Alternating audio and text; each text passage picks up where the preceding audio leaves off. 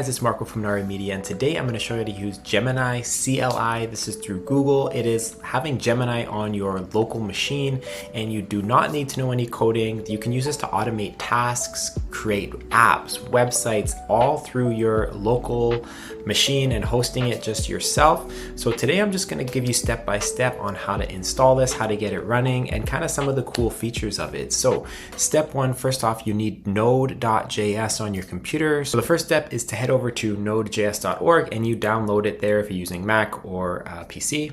Then once you have that installed, you open your terminal. So Mac, to find your terminal, you just do Command Spacebar and type in terminal. This will open your terminal and you run the following command. Once you have it installed, anytime you want to run it, you just simply type in Gemini and it will pop up here. Here that we're using the 2.5 Pro.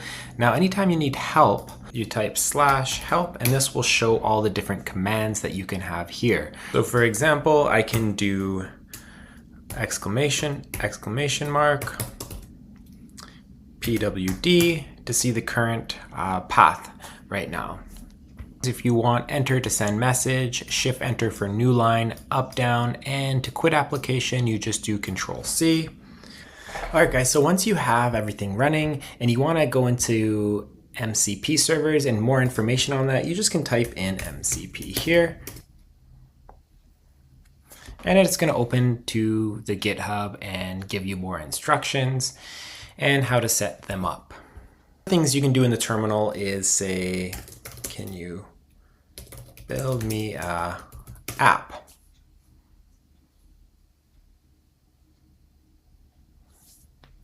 And then it's gonna, you kind of just chat with it, just like Gemini, and it'll say, what kind of app do you want? Website, mobile, command line, game, and then what is the main purpose, and are there specific any features? I'll say, no, never mind. What other tasks can you automate on my desktop?